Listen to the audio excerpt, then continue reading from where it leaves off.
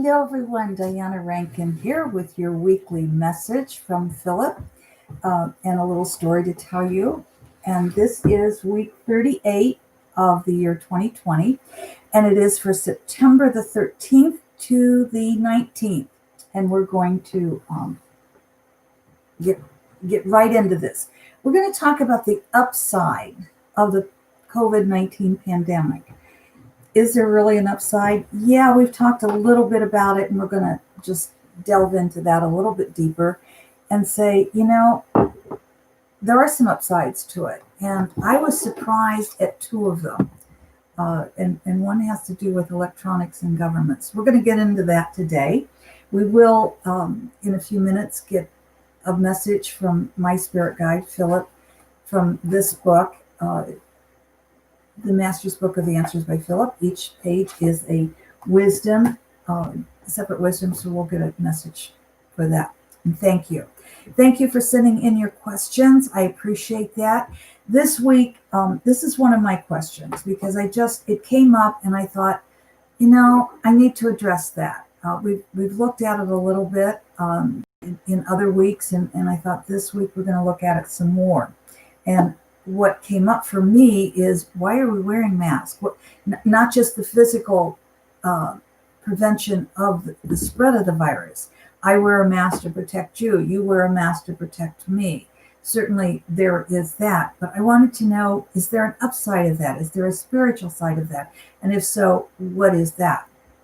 And while I was thinking about that, I did get my answer. And I want to tell you the story because this is a way that intuition works when we're trying to find an answer for ourselves. And so I thought that would be an interesting story.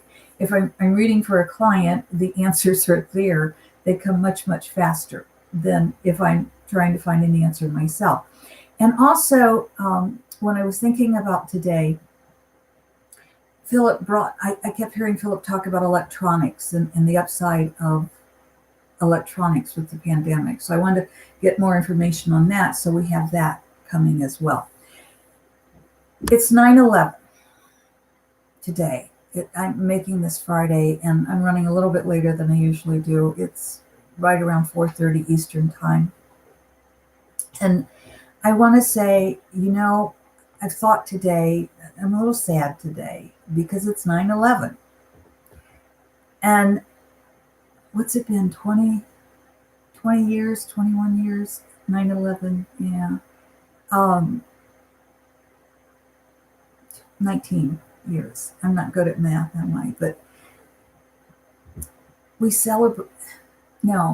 memorialize that every year, and we should.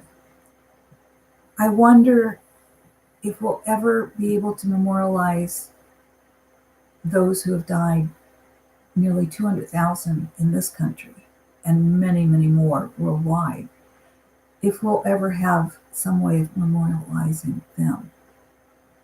I don't know, but that's been on my mind today. So when I talked to Phillip, that was part of what I was thinking about. By the way, before I forget, do send your questions in. You can put them in the comments below. I ask that you keep them general, so they're of interest to everyone. And in the next couple of weeks, we're going to be looking at animals and what's going on with animals in today's world. And we're also going to be looking at when we die, do we automatically just shed everything we are? When we come back into life, do we remember? Why not? We're going to be looking at all of that over the next few weeks. But today, we're looking at the pandemic. And I wrote to Phillip, and I said, this pandemic, for many of us, is devastating. And with the fires and the storms, it's a little overwhelming, and it can get quite heavy and depressing. And, oh my God, the loss is hard to imagine even. It's so overwhelming. So I wrote to Phillip and I said, I understand there's good to be had in spite of all the pain. Now, we've talked about with the pandemic, and we're going to zero in on the pandemic. I do want to say with water is cleansing and fire is cleansing. So there is a lot of cleansing. Mother Earth is taking care of a lot of cleansing in our world today. And that's a lot of what the fires have to do. The fire also can be anger that erupts into fire, and then the fire can cleanse that anger. I know it seems counterintuitive, but it does work that way. And the same with storms. It can be very healing in the end. So I know we've talked about before less pollution. We've talked about how the pandemic is helping us to appreciate one another more. It's helping us to appreciate those small moments of beauty and joy because we're not so much out and about. It's helping us, and this is one of the things that I don't know that we have talked about, but so I'm going to take a few minutes to talk about it. Being aware of our own reactions and changing anger to love rather than getting caught in the fear and anger. Now, let me, let me tell you what stories from my life. I live in an area that politically feels differently than I do. And so when I see the signs, instead of using finger language, shall I say, I try to remember to say, bless you. And then I bless myself.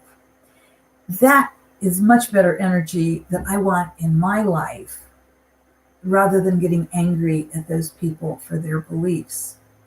I do the same when I see somebody in a store who's unable to wear a mask, if I'm in the grocery store, or the receptionist when I went to the doctor. The receptionist had her mask down here below her nose, and when I left, she didn't have it on at all. And, I can get angry with her, I can get upset, but it's much better for me if I just say, bless you. I don't have to say it aloud. I can just say it for me. So if a car cuts me off, for example, instead of using finger language, I, over the years, have learned to say, bless you, blessed be. And in our world today of political rage, I'm using the bless you, bless me a lot. Again, it's not about the other person. It's changing the energy. We don't want to carry that anger around. We don't want to carry that kind of anger and rage and pain.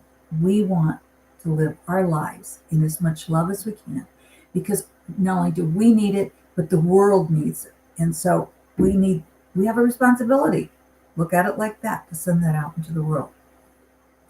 I went on to say to Phillip, this week you taught me about how the mask help us to kithing with others, to look at the eyes, not judge the face. And this is the story I really want to tell you. I kept thinking there's got to be an upside in wearing masks, but I wasn't getting it.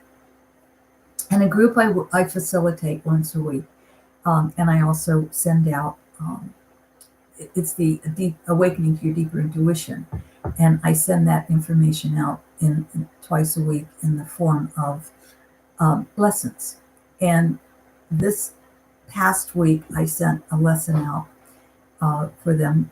I talked about kithing. Now, kithing, I learned about this kithing from John O'Donohue, the author, in his book Anankara. And kithing it's what we do when we look at a loved one. It's looking into that person's eyes beyond beyond what the face is saying. It's really looking deeply. I'll take my glasses off for a moment here, but it's really looking deeply at that person and seeing the truth of them. We always have said the eyes are the windows to the soul. So if we're looking through the eyes, and if we have a mask on, we're not seeing this part of the face. We're able to just see the eyes. Now I'll put these back on so I can see to read, all right? And so I had the group kith with one another. We thought we'd try it to see if it worked on a Zoom call, and it did for most, not everybody. So I kept thinking about that because one of the women had said to me ahead of time when I said that's what we were going to do, she said, I might ask my partner to wear the mask so I can really see the eyes. And I later told her how that actually sparked my thinking about this, why wear the mask. And she didn't realize what she had even said at the time. So I went on thinking about this. And then when I watched us work on the Zoom, and I suggested that people take their glasses off. And that was hard for some people because they were saying, I can't really see the other person. And I said, but it's not about seeing the other person. We're looking past the person and we're looking through into their soul to see the true spirit of the person. That's what kithing is. And that then the next morning, it really hit me. Oh my gosh, that's what we're doing with the mask. Because I always feel like when I'm in the grocery store and other people are wearing a mask, that we kind of smile at each other with our eyes. And we're connecting at a deeper level. And I said, it feels like a whole new group of soulmates here. And I didn't even realize what I was saying, but we got it. We got it. So I want to just say hi, Cindy, checking in from Oregon where the wildfires continue to burn. Please send love and light. Thank you, Cindy. Let's just take a moment and thank all of the firefighters. Thank all of we're praying for rain for that whole West Coast. We're praying for rain. We also have to hold in our hearts and say a prayer for all of those who have lost their homes, and certainly those who have lost loved ones, and those who have lost their lives, to make an easy transition. Cindy, thank you. Absolutely. We are holding you all in prayer and asking for gentle rain. We are also heartbroken over the loss of animals and birds, as well as the habitats of the animals. And, I always say there's a bigger story, but that doesn't take away the human pain. So, everybody who's hearing my voice, yes, please hold the West Coast of the U.S. in your prayers, and in light and love, gentle rain. Hold all of those who are working to put out the fires, keeping them safe, all those who have had to evacuate at this time of the pandemic. It's really a rough time. And for those of us who sit comfortably in our homes in a safe spot, let us be grateful. Let us be grateful. Going on with asking Phillip now. I wrote to Phillip, I said, now I'm hearing you bring up the electronics, how the internet keeps those of us around the world in touch and bypassing governments. And I didn't quite grasp what Phillip was saying there. So I asked him to elaborate on this and then any other information he wanted to add. This is what Phillip taught me. And it is, you've just learned, I communicate with Phillip in different ways. One is with your questions or a question like this, I'll just write down the question and then ask him to write the answer, and then write the answer, and just basically channel the answer. If it's a question that I might be having, I might just get several clues along the way, and I have to listen to those clues and put it together. So there are many ways our intuition works to help us out.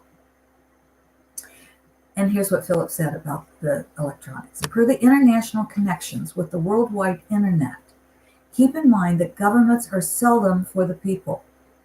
They are for the governing, those who govern.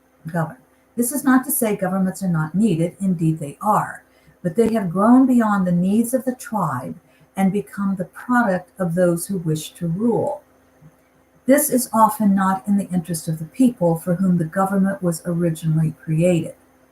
The internet allows groups to connect with one another and individuals connect with groups to work for the betterment of the world without government involvement. Environmental groups, humanitarian groups, and such are able to connect and gain strength. The pandemic has kept people at home and turning to their electronics, where they find like-minded people and groups. Some, of course, are finding groups that are harmful to themselves and others. But you have asked for the upside, so we will push those groups aside, other than to say it's always a good practice sending love rather than fear, anger, or hate.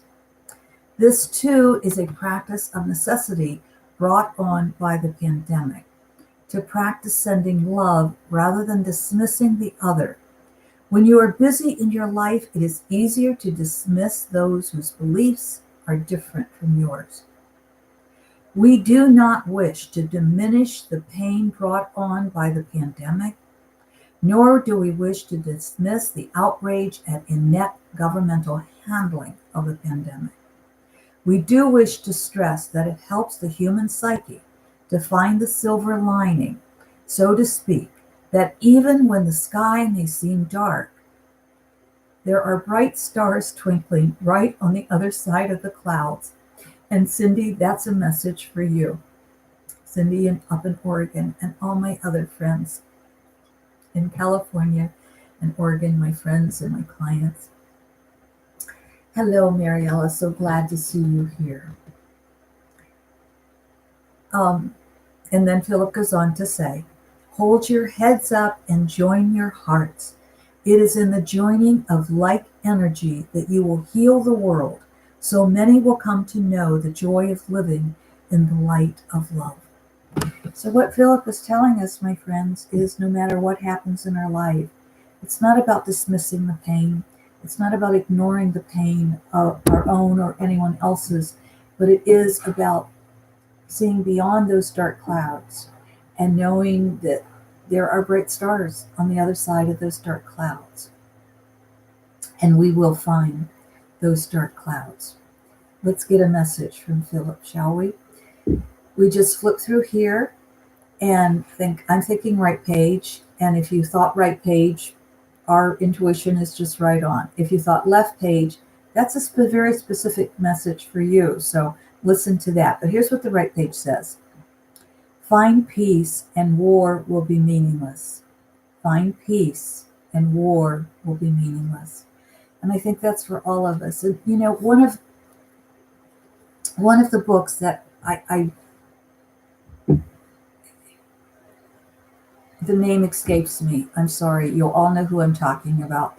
The gentleman who was a prisoner in World War II in the German concentration camps. And he had to find peace being in a German concentration camp. He wrote wonderful books about finding that peace, and it under conditions that are horrific. And in Lake St. Charles down in Louisiana, in Oregon, California, and Washington State right now, so many people are going through horrific situations. We have to still find the peace, even in the most horrific situations. If you thought left, the bud of the flower will not grow where only weeds are planted. The bud of the flower will not grow where only weeds are planted. So here we are. Find peace and war will be meaningless. For those of you who purchased this book or have asked about purchasing it, it is on Amazon.com. And for those who have purchased that book, I thank you. This book may be of help to you. It's 52 processes of ways to create joy in your life. And thank you for those who have purchased that. My friends, I want to leave you with this. We are not in easy times right now. Let us use the internet not to rant and rave. When we get upset, when we get angry, yes, we do have to get it out. But let's be careful with our words of what we are sending out into the world. Let us not add anger, because that's creating more fires. Let us add peace. Let us add love. Let us take our lives, and instead of using finger language for the other or angry words, let us say, bless you and bless me. I love you, my friends. I bless you and I bless me. And I thank you for receiving this love and all that you send us. And hello, Christy. Peace and love to all. Thank you. Yes, thank you. You all give me hope. Thank you. Till next week. Or don't forget to check out the monthly